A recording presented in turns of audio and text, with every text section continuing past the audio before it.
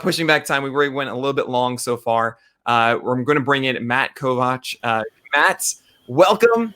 And I'm so happy to have you here. For those that don't know Matt Kovach is a freaking contributor to Pitcher List, where he's written about the KBO, the art of umpiring, and why he loves Dwayne Kuiper. Matt is currently a data automation architect.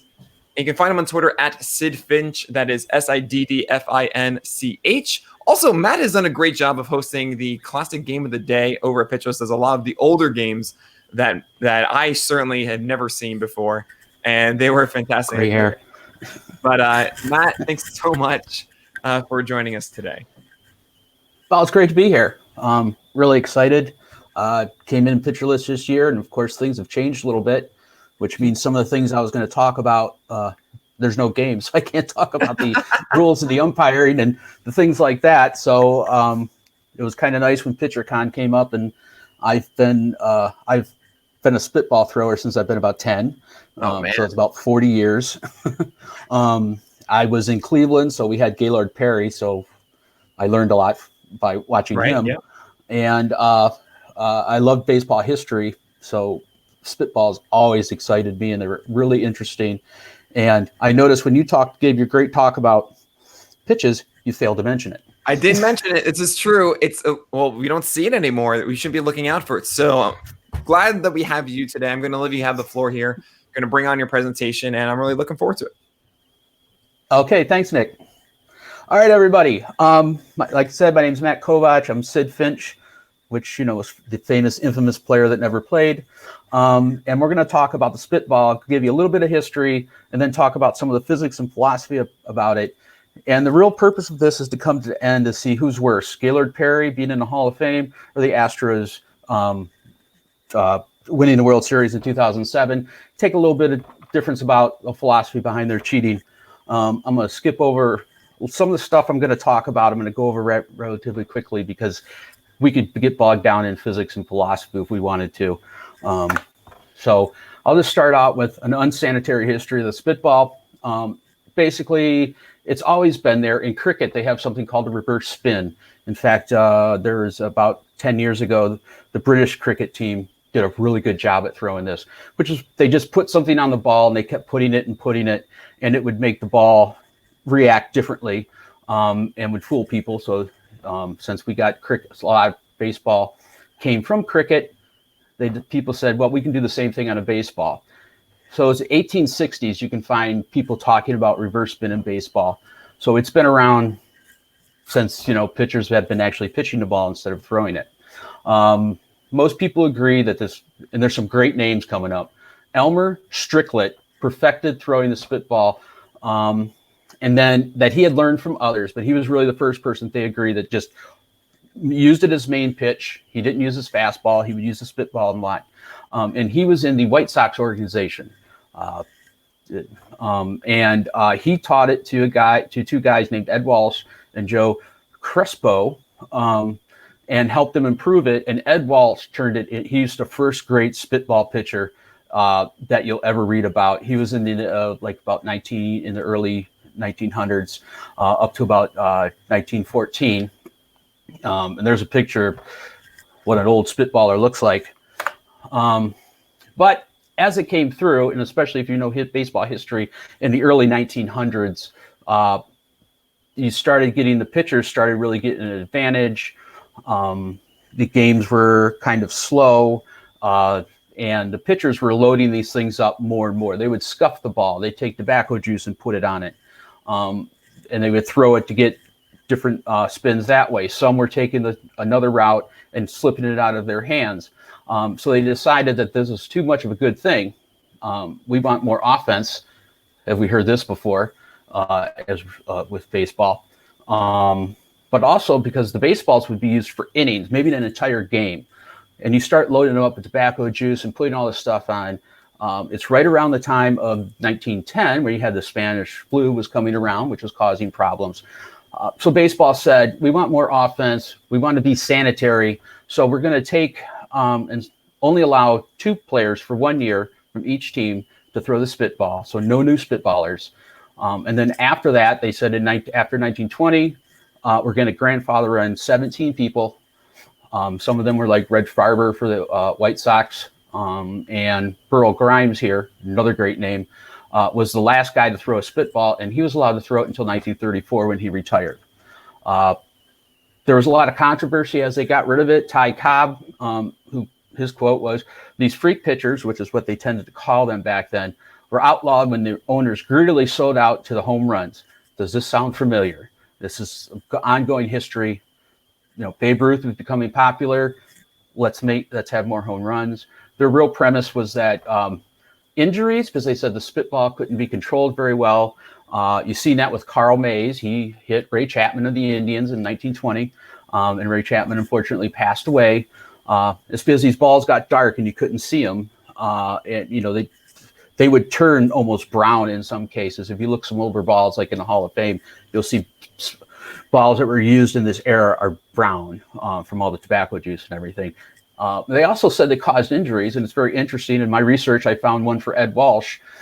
He said the digestive issues of loading up the spitball caused him injuries, and that's why he was out. They don't mention about some of the years where he pitched almost 400 straight innings, and would appear in more than half the games of the White Sox. So they eventually banned it, and it never really took. People were still throwing it. Preacher Rowe, that we've seen in one of the 1955 World Series games, he threw that was his main pitch. It got to the point in 1955, Ford Frick, the commissioner at the time, said, I want to legalize it. It's a great pitch, easy to throw. It's not dangerous, and nothing dangerous about it. But he never got enough traction to do that because it had gotten into the point that now spitball is breaking the rules, and we're not going to allow the rules to be broken anymore. Some of the pitchers of note, spitballers of note, Dutch Leonard, Red Farber, who threw a great one for the White Sox, Ed Walsh, who I mentioned, obviously Gaylord Perry, and this one guy, Frank Schellenbach, which I'll get to in a bit. I call him the sinister minister of the spitball. When we get to a little bit more about Gaylord Perry, we'll talk about him. Spitballs, there's a lot of different types out there. So I put them into these categories. Not everybody does. This is so you guys know what I'm talking about. The reverse spin, which is that you load up the ball and it deflects towards the way you load it up. Sort of like a loaded spitball. This is about the same thing. Reverse spin was the early days, and then as they got more, they would obviously, pitchers are great practical physicists when they did this stuff, so they get load them up in certain ways to get to go there, and that's what Elmer Strickland and Ed Chianti from the White Sox was a master of this. He did all kinds of things. He'd shine it up. He'd load it up. The balls, from my understanding, they came out just looked like these tie-dye concoctions of what was happening.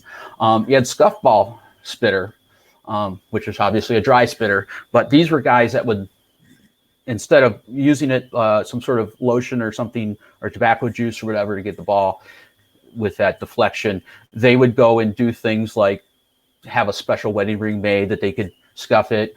Joe Negro famously was using an emery board, and he got caught throwing it out there.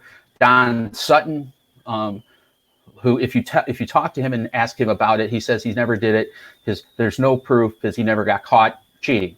And then Mike Scott, who was in another game we talked about when we watched Mets Game 6, 1966 National League Championship. Mike Scott was very good at scuffing the ball. We have what I call the watermelon seed splitter. This is the most popular type now for the people that did it. And this is basically, you would moisten 2 fingers, get some KY lotion, some talc powder, whatever you wanted to use.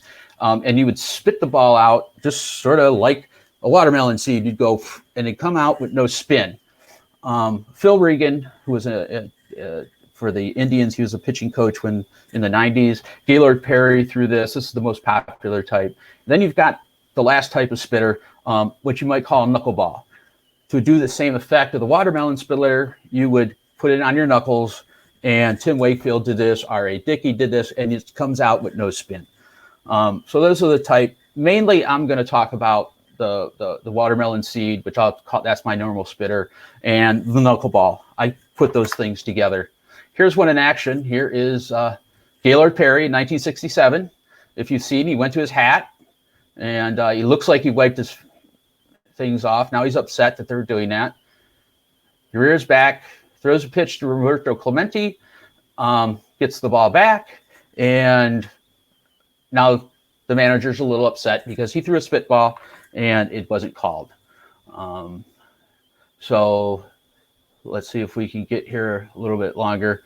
So he's really upset. Now in 1967, you can go to your mouth on the pitcher's plate and do this. So what makes a spitball work? And I got my flying circus of physics. I went to college at Cleveland State. We had Gerald Walker. He did the TV shows called The Flying Circus of Physics, so I'm stealing this from him. When you throw a ball, it spins. You either get backspin or top spin. Nick did a great job of explaining that. And in doing this, you create some forces on the ball. The ball's spinning. You have a Magnus force, which is created by the draft force, the ball going through the air molecules. It creates a little bit of a force around it, and the ball will tend to deviate a little bit towards the way that the Magnus force is pushing it. This is why and this will make it deviate from a straight line. If you do your normal physics and you say, if I throw a ball and it's acted on by gravity, it should go like this. This is what causes it to not do that. I'm trying to do this as much as possible. Magnus force depends on a lot of things: air density, the amount of spin, the coefficient of the drag on the ball. There's a lot of great physics that goes into this. There's a gentleman by the name of Dr. Alan Nathan. He's at the Illinois Cambridge. He's a physics professor there. I think he's the chair. And he has a thing called Physics of Baseball, and he writes great stuff about this. He's very approachable. I've talked to him on plenty of occasions. And despite him being a Red Sox fan, he's really a great guy. And I base a lot of my physics that I use to do some stuff like this on a lot of his equations, because he's much smarter than I am. And I can just steal his stuff and put it in there. But the big part about it is the spin basically makes it how gravity affects on it. It can counteract the fact, if it's a top spin, it's going to make it not drop as much as gravity would do it. And if you put top spin, you're going to get more than gravity would act on it. So that's why your curved balls seem to be falling off a table. And you can talk about a rising fastball. But I'm going to talk mainly about the dry and the wet spinners. But what happens if you have a scuffed ball or a loaded ball is that the Magnus force will be affected, so it will cause more deflection one way or the other, especially in the horizontal. Not as much in the vertical, because Magnus force tends to work at 90-degree angles to gravity. So you'll get the force going horizontal because gravity is a vertical pressure. And there is some research that says, especially when you're spinning the ball, even when you've got the loaded spinners, you want to throw it at a specific angle to get the maximum effect of your Magnus force. But I don't consider the loaded up balls or anything special, because you can still do those by getting a bigger spin rate or doing things like that without defacing the ball. And with the loaded pitches and the scuffed balls, defacing the ball is the thing I think puts it over the line of cheating. So that's just so everybody knows, that's what I'm going to talk about when I get into talking about the philosophy a little bit. Scuff balls are cheating and they're against the rules. If you can't manage to throw a slider with that much break, I don't think you should be taking some emery board and marking up the ball to do that. But the dry and wet spinners, they have no spin whatsoever. So the Magnus force is almost canceled out. So the ball, especially if you're throwing a fastball, it's going to be at about the same speed. Test with Gaylord Perry and that. If you threw a 92, 93 mile per hour fastball, his spitballs would be 90, 91. They're around the same speed of his slider. They were sort of right in between there. But it came out his hand looking the exact same way. But of course, there's no Magnus force to hold it down, so it's going to drop more. It's going to be like throwing a curveball almost, but coming in at a much faster speed. And when I was a young man and I was a pitcher in Little League, I found out that I had the same problem my dad does, that I sweat like a sinner in church. And I just tried one time to slip it out, and it did, and it dropped. And I got my first controversy because the umpire wanted to know what I did, because we weren't allowed to throw curveballs or anything. And I said, I just threw the ball, dude. So I figured this out, and I perfected it up until even in high school, we would throw it and things like that. And it still used to upset people. But it's not a perfect pitch, but everything right there. So what happens when you have a lack of spin? You're going to get more drop. The thing is, it's just like a curveball or a knuckleball. I'm sorry. It's still going to follow the same path. And I know people like to talk about how knuckleball flutters and things like that because there's no spin and it's going relatively slow. And the batters will say the ball is moving around a lot. And those are optical illusions more than anything else. Because they've done studies in wind tunnels that so if you throw a knuckleball, you might, if you have enough wind coming across the ball, it might move it slightly. But if you generally follow the path of knuckleballs, which since we had Tim Wakefield and R.A. Dickey and Game Day, you could do that, they followed a straight path. If you took it against a curveball that was thrown at the same speed, or a slider or a fastball, I'm sorry, you'd follow the same path. But of course, there's no spin. So at some point, and I show that here in my little picture where we talk about a rising fastball, if your eye is trained to see this ball coming in with a certain amount of spin and following a certain path, your eyes are going to learn, have muscle memory that, oh, it should come here. But of course, it's not going to do that. It will probably drop, most cases, a good fastball will deviate from a straight line path about 4 to 6 inches.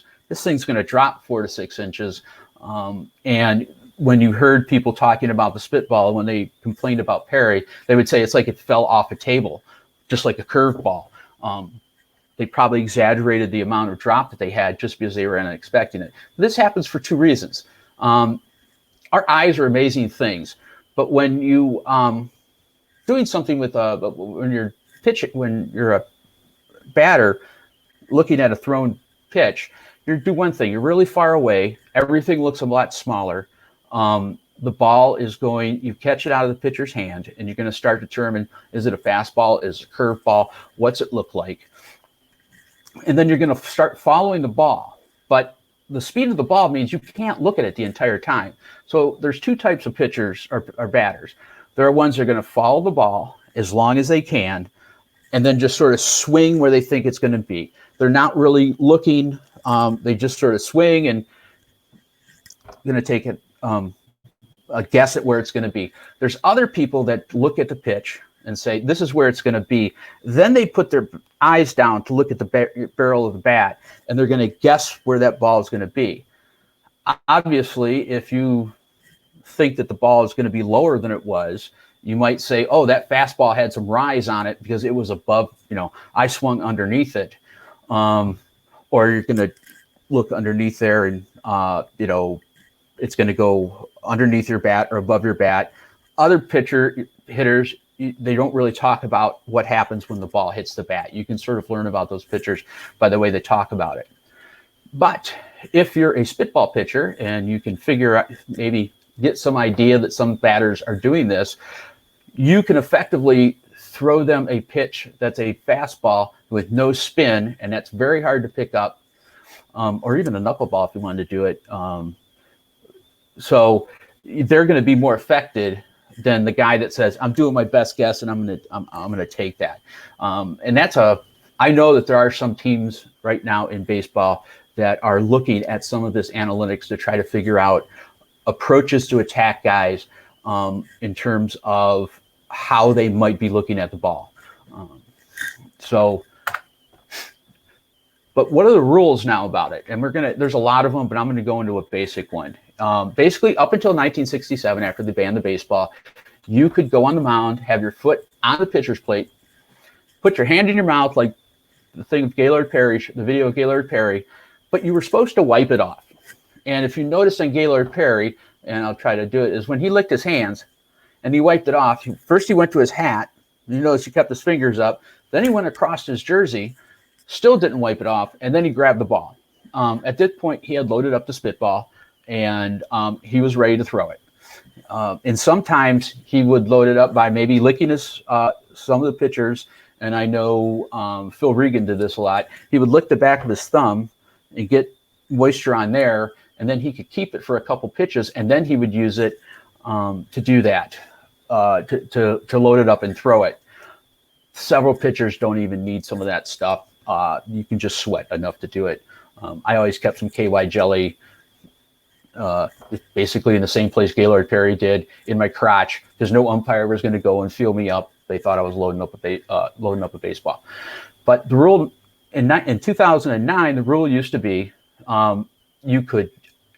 if you were within 18 feet of the plate, you could not go to your mouth unless the exception was it was cold and you could blow on your hands. In 2010, they changed it. I thought this was quite interesting. Back to basically the old rule that said you could do that. You must clearly wipe off your fingertips, even if you're on the plate. And I know some players have been in trouble for doing that, but the rule is supposed to be, if you do that, it's automatically called a ball. And if you continue doing it, you're out of the game. And if you look in the rules a little bit more, it actually says that the pitcher shall not spit in the ball, load this all up. Technically, if your catcher wanted to load the ball up for you, he could do that, and the pitcher would not be in trouble because the pitcher did not load up the ball. That goes into a whole ethics thing that we'll go into a little bit.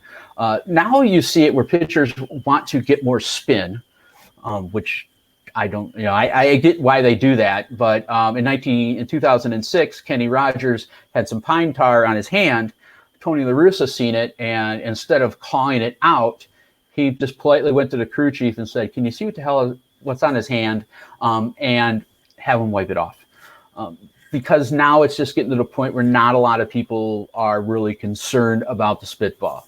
And I think part of the reason that it's not used as much now is it's really hard to load up. I mean, I know some people, some players and former pitchers I talked to, a couple of them said they went to magicians to learn how to basically redirect things so that they could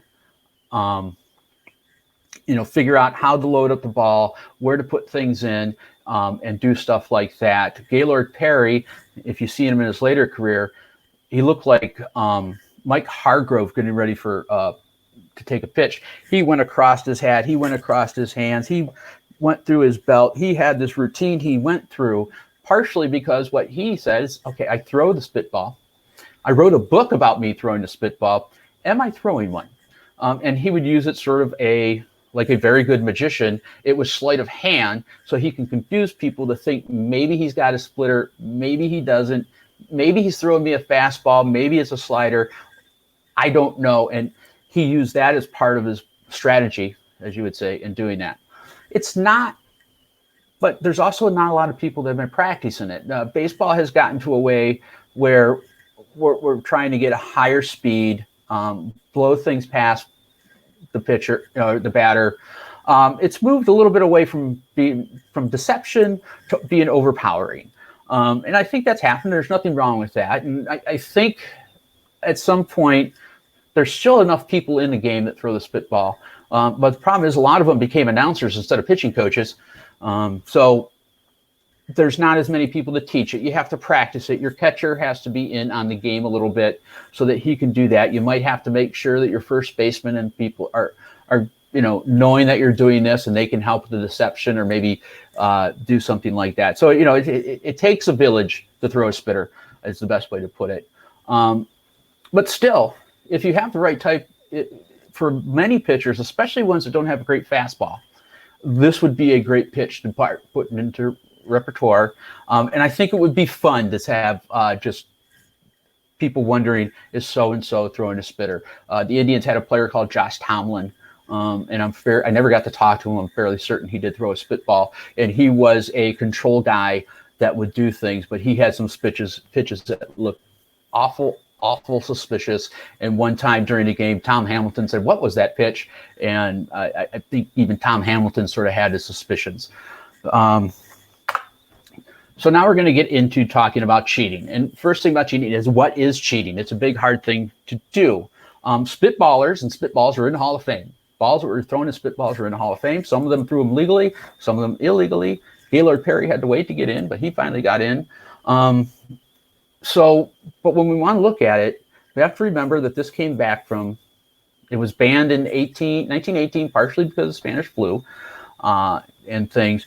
But the White Sox were a really big team that was doing it. I said Frank Schellenbach.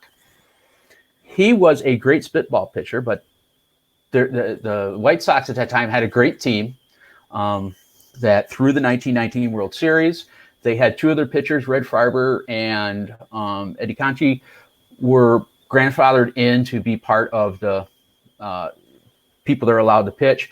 Schellenbach got a little upset that his best pitch would keep him out there. So he was transferred to Pacific Coast League, where he won, I think, 296 games out there, became a coach, coached people like Ted Williams and things like that.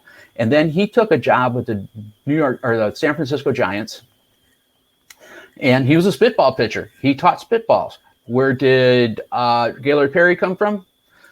The San Francisco Giants. He would teach it to anybody. If he was a pitching coach, he would come in and say, "Okay, guys, we're going to learn this." He taught it to that group in the 40s and the 50s and the 60s.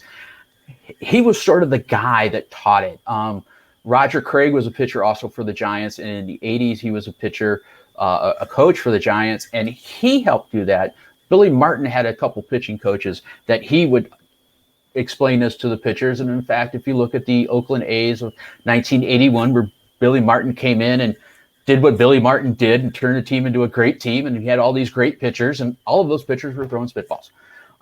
It's just what happened. So that cheating has always been that spitball has always been part of it, and I think cheating has always been part of baseball. It's sort of the things of baseball. It's almost like NASCAR, where you say, if I ain't cheating, I ain't trying. So I just look at it as that there's a certain part of cheating that's inside baseball. So I've come up with, and this is me, and when I was in college, I had to move from electrical engineering to computer engineering because of the way the market was going when I was getting ready to retire. So I thought computers would be better than this electrical engineering jobs that were going away. So I had to take an extra about year and a half of college to get that, and I needed things to fill. So I started taking philosophy classes. So I took physics, I took computers, I took philosophy. Believe it or not, I still managed to get dates. But I've come up with what I call 3 views on cheating, and they come from Kant. I won't talk a lot about Kant, but you can say that rules are always universal, apply to everybody, and there's no exceptions. And breaking the rule is cheating. But I think this is Kant's basically, all his main theory of that he comes for ethics and morality. And you can tell he didn't get out much. But what if you accidentally break a rule? You're on first base. You take a little bit of it. You leave half a millisecond before the ball's actually hit. The other team doesn't see it. You come around to score. Technically, you left before you were supposed to. Do you have to self-report that you did that? Did you cheat? You obviously broke a rule. You left before it was there. And doesn't Kant, honestly, it said, if the murder at the door asking for your wife, you have to open the door and we're in there. You can't lock his line wrong. And I just don't think it goes there very, very well, especially when we're talking about cheating and rules. And I think it's to there. You can look at how baseball is played right now. Breaking rules is part of the strategy. There's umpire coaches that had really fast teams that came out of the left-hand batter's box, and they might move the first base up to 88 feet instead of 90, or 88 feet instead of 90. And if nobody checks, well, yeah, you're cheating a little bit, but the other side also had the same advantage. You just made something specifically to your there. There's a lot of strategy in it, and we do have umpires, and umpires are there to make sure that the rules are enforced and make sure things don't get out of hand and make sure the game, that baseball still continues to be baseball and not rugby or some other sports. There was an umpire before there was a rule about if the catchers like tackling people for certain things, and this was in the 1890s or something. And basically, a guy came around. He was out at home. Another guy was coming around. So the guy that was out actually grabbed the catcher and wouldn't let him tag. And an umpire there basically said, that's not what baseball's about. So I'm calling both you guys out. And it wasn't in the rule book, but umpires do have some levity that Dave from our group, I think he's speaking on Saturday or Sunday. He's given a great talk about umpires. I suggest you go there. It's that type of thing. Now, the last type that you can look at cheating is that we play to win the game. Ethical and moral concerns can be safely ignored. We play to win. And I don't like this theory on cheating, although you can look at it as no cheating, as long as you win. If you lose, you cheated.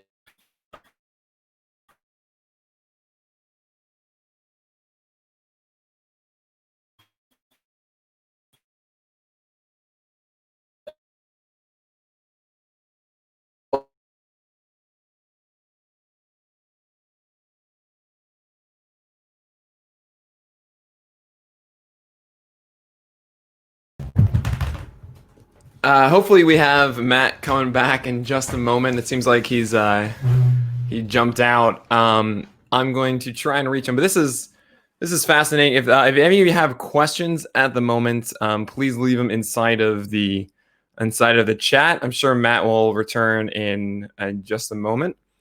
Maybe if I'm gonna send him a message right now just to make sure. But of course, guys, we are at let's see where we're at right now. We're near $4,300 raised. So go to go.rallyup.com /pitcherlist to get that going. We lost you. But hopefully Matt will be back in just a moment, because this is an awesome presentation. It's so cool to hear about this, I don't know, this ghost of the game a bit and how it's still kind of used. And I like that he's introducing, of course, the pine tar stuff as well, like with Kenny Rogers and everything like that. So I'm really looking forward to the rest of this presentation. I'm sure Matt will be back in just a moment. I'm just messaging him right now. Have I ever tried to throw a spitball? No. I actually do have a distinct memory of being like, I had like a habit of like licking my lips and stuff, or my fingers as I would pitch. I remember being like 12 years old, and this very authoritative umpire came out and like gave me the whole thing, like, you can lick, but I gotta see a wipe. He just like really just startled me. I was like, okay, all right. I mean, I'm not trying to do anything. I don't know. But apparently I just didn't do that once or something like that. I think actually once they did call, like someone would just wouldn't allow it if I was inside of the mound and called ball one. I was like, you gotta be kidding me. Like, I'm not doing spitballs. I'm like throwing it at like 55 miles per hour. Like, there's no way that's gonna happen. But yeah, I'm sure Matt something probably happened with his internet or something like that. I'm sure he'll be back shortly. But yeah, if you guys have any more questions, anything like that in the meantime, if not, by all means, go to go.rallyup.com /pitcherlist. Hopefully we can continue our raising for Feeding America today. It's obviously a fantastic cause, and we'll be doing these live streams through the end of the day till 10 p.m. Tomorrow it's probably going to go past 10 p.m. because it's going to be Spore and I facing off in the show, which is probably not going to go for an hour. I mean, if you want to watch me just getting demolished in the show for more than an hour, by all means, you'll be able to do that. What's up, Justin Mason? And as I can't get the image of you just going into the pool with that onesie right now. It's a lot. It's a lot. Yeah, there's always that one umpire. That's right. I'm Santino7. There's always that one umpire that would just be like way too enforcing of it. And it's like, it's not, I understand. But I mean, I feel like there is an area, especially as an umpire, where you can say, okay, is this guy actively trying to make it more ridiculous for them? Or is he actually, are they trying to actually like do a spitball and stuff? Or is this just kind of like a non-consequential thing? And if it's like endless, then like, okay, we got to have a discussion. But I would imagine in most scenarios, you just kind of wait for the other manager to mention something, and then you can say like, "Hey, dude, you got to stop doing that." Because I remember too, it was like a habit, but didn't do anything. And I actually remember that game like having like three balls called against me once because I couldn't break the habit in the middle of this game while concentrating on everything else. Over under Nick and Ball 87 minutes. It's gonna be longer because I'm gonna allow so many home runs. Like he's just gonna score like 20 runs, and that's a super long game. It's gonna be ages, Colette. It's gonna be stupid long. But anyway, really, I just want to give another shout out to everybody that's participating inside of PitchCon. Like this is an incredible. I cannot believe that they were actually doing this, and it's only because I just send out an email and like I messaged like all these people. I was like, all right, we'll probably get like half or so, and we got about 95%, and the 5% that couldn't. Actually, one of them was Joe PSP, but like, look, I got the Black Book coming out that week, and I got to focus on that. Like, I understand. And what do you know? Even he showed up too. So like stuff like that, it's just incredible. Awesome. We have Matt back, so I'm so happy to stop stalling. And Matt, I'm so happy you're back. Please continue. Sorry about that. The city's doing some work and they hit my telephone pole. I'm on my cell phone connection now. All right. So I'm sorry about that, guys. See, we still got it here. So yeah, where I was at is that you can just play to win the game. And Oracle ethics and morals go out of the way.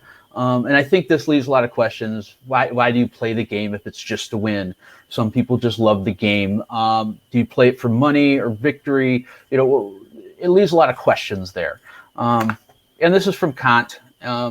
And if you really look at it in the moral and ethical issues, and it's really great with baseball, you're going to go through Kant at some point in time. Read the Cliff Notes versions. He is really boring. But I suffered through him for 3 quarters, so I sort of have gained a little bit of affection for him. So just call me a simple realist or a hippie or whatever you go. I go with the second choice. I think it's a realistic view of what baseball is. Cheating is part of the game. In a lot of sports, you do it. If you watch baseball or football, guys hold a lot. It doesn't always get called. As being a Clevelander, I watched LeBron James play a lot, and he went for longer walks sometimes than I ever did when he had a baseball. So I think even though we have these rules, and you can get a lot about rules, and it gets kind of boring at that point, but I eventually will put a thing on PitchCon about the rules and what they mean in baseball. But I think if you look at it the second way, that's the best way to look at cheating, is to say, I know people break the rules. Let's examine how they break the rules, and let's make a determination as to when it becomes cheating. Because like I said, if you don't intend to cheat it, if you don't intend to break a rule and you do break it, did you still cheat? Those are the type of things we want to look at. The first one is just too idealistic, and I think the last one is just vulgar. And I don't like using a term like that. You generally don't find that in philosophy, but I just think that just saying I play to win the game. Herm Edwards was very famous for that, but he cares about the game. And if you don't care about the game, then I think you say play to win the game. And if you don't think that there's any way that you can cheat, it's sort of a bad thing. So I'm going to use that my 2 bases of Gaylord Perry being in the Hall of Fame and the Astros championship. Gaylord Perry had Hall of Fame numbers. He won 314 games. He played for 22 years. Granted, he wrote a book called Me and the Spitter, but he was happy to teach people about spitball. There was times, he would go for games. I think I may have lost it again. There was times when he would go like months without throwing a spitball. But he uses survey. I'm sort of cheating. What's going on? You could throw a spitball. You could throw a knuckleball. So there's another way you could throw the spitball without that. And I think I'm losing it again, guys. If I am, I'm sorry. Bruce Sutter made a career out of throwing a spitter, but he just did it by throwing a split finger. And fork balls. So you can do the same thing with that. You can throw knuckleballs. he only got kicked out of one game for doing that, although there's a bunch of great stories about why they did that. The Astros on the other, so I think if you look at the realistic view, he was breaking the rules. I'll grant you that. But was he breaking the rules more than anybody else? Was somebody else not able to break the rule? Yeah, you could have thrown a spitball if you chose to. You had to practice. You had to get there. So I was breaking the rules, and I would give everybody that. I also don't think the rule was just. The spitball, not loading it up, but throwing it like a watermelon seed, I don't think that that's an unsanitary pitch. It's not an unsafe pitch. It's actually a really good pitch that I would encourage a lot of people to use. I know when I talk to some younger kids, they ask me how about throwing curveballs or sliders, and I would say let's throw a spitball. And in little league, even in high school and that like that, I know there was little kids out there that were throwing spitballs. They weren't going to be professional pitchers. They weren't going to go up there, but instead of going through trying to learn how to throw a curveball with your dad teaching you, you're going to hurt yourself a little bit more. So here's a couple pitches: a changeup, a spitball, and a fastball, and you can have a nice little league and high school career and make it through. And for some kids, they always thought it was kind of funny that they were getting away with something, because nobody would ignore that until you might do something like drop your little thing of Vaseline when you're going out to the field or something like that. But then it's just for your chapped lips. The Astros, on the other hand, I think take a completely different feel. First of all, the front office, the team, and the manager received punishment. They were using a video feed, data analysis, and signaling to do that. So, they were coming out. They were just looking at it. The Astros have a great analytic team. They were analyzing that stuff so that even if the pitchers and the catcher changed their signs, they could automatically keep up with that. They were using, data science to figure out what these were off this feed, and then signaling it into the dugout, and the dugout was signaling it into the other people. That's how they could do it so quickly. This wasn't somebody determining it. It hasn't come out and said it, but I'm almost positive they were using, data science and probably a Jupyter notebook to do all this stuff. It wouldn't be that hard to do it that fast, and I'm sure other teams calculate that information. They probably don't show it. And I think the reason why the players didn't get busted is because technically you can still steal sign. You can sign steal in Major League Baseball. If you're on second base, you can tell the guy, hey, I think it's a curveball. I think it's this. Their location is such an area. You can work out those ways to do that. So that's why they didn't get it. Plus, Major League Baseball didn't want to do too much with the pitchers, the players. Now they came out and they're really acting like jerks, I think. No other team had access to the Astros information. So you couldn't get the Astros video feed if you were at Astro Stadium. You could only get it at your own stadium. So that way, once again, it took an entire organization to break the rules. But I also think, and if you think about it, other teams probably could have done it. They chose not to. So I look at the Tainted Victories. I think Perry should be in the Hall of Fame. They didn't like that he cheated, so they sort of told him, we're going to make you sweat it out before we let you in. It took him quite a few tries. I don't think the spitball that Perry threw was really that bad. Like I said, Frick Ford and other commissioners up until the 80s really just wanted to reinstate it. They just could not get the support they needed from the owners to do that, mainly because for some teams that were still throwing spitters a lot, it would have had a huge advantage versus teams that would have had to actually go out and actively get somebody to teach them how to throw a spitball. And I don't think it greatly enhanced Perry's achievement. He was a very good pitcher. He probably would have had the exact same career. And I think in a lot of ways, a lot of what he did was just deceiving people into thinking he was throwing a spitter. And it made them think a little bit. And if they had to think a little bit, that was a little bit too much. The Astros broke a ton of rules in doing things, even after Major League Baseball told them to stop. Like I said, players weren't punished.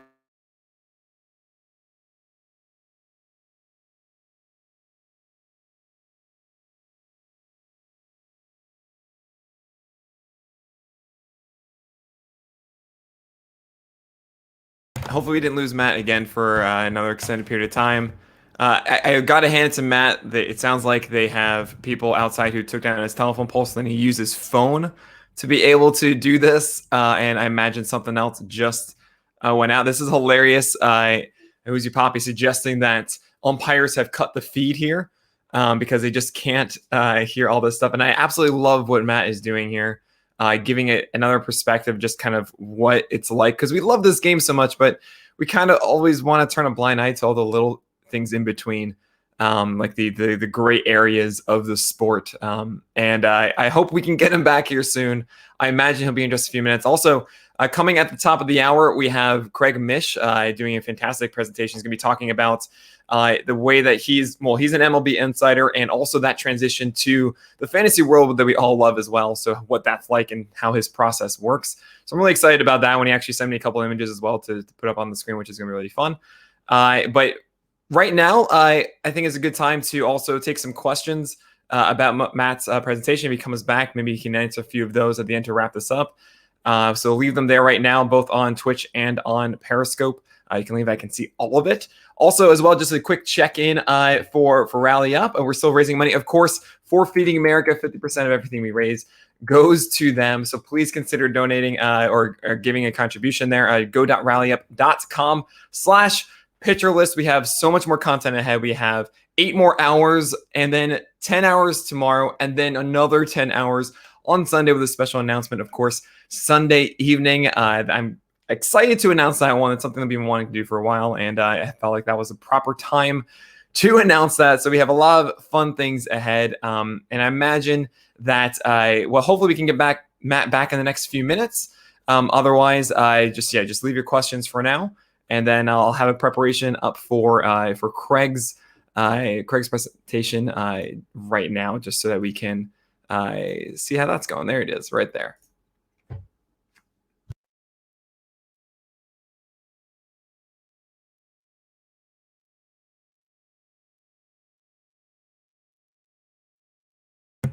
All right, we have Matt back, so hopefully we can at least take some questions before we transition into Craig's. So Matt, how's everything going on your end? First of all, it's going fine.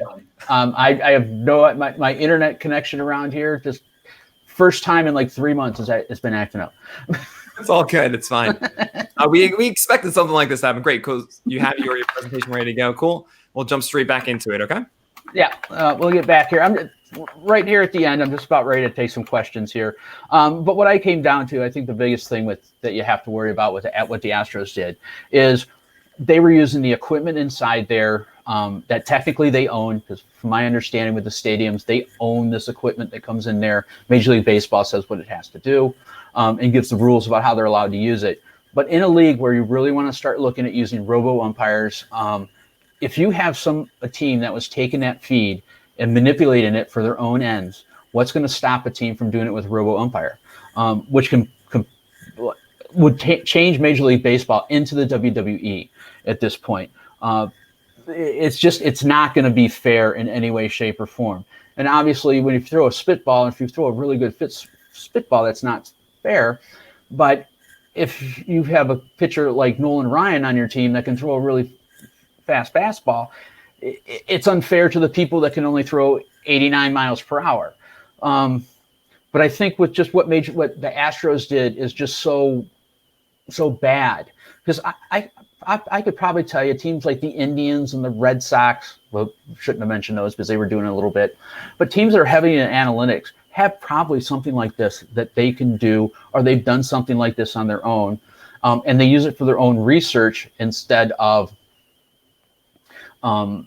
doing it in the game. So that's where I think that the Astros really tainted it, and they really cheated. I think based on my definition of what cheating is and the history and physics of the spitball, I don't think Perry really cheated. I just don't. I think he broke the rules, but I don't think he cheated. But it all comes down from, in the 1919s, Spanish flu, where we're at right now, baseball decided to bring this rule in for more home runs, and of course the White Sox were right in the middle of it. So it's the two basic scandals from the 1919 White Sox that they have done. And I wonder what the White Sox would have done if they would have kept Frank Schellenbach in, who became a very good pitcher in the Pacific Coast League, instead of Ed Chianti that got kicked out of the league because he helped throw the game. So that's my little history. The Tigers won, KBO. I was actually in Gwangju a couple times, and I've been to their stadium. It's great. It's a fun stadium, and I love being there. So I've always been a Tigers fan. So KBO on Major League on ESPN's been great. I'll open it up for questions as much time as we have.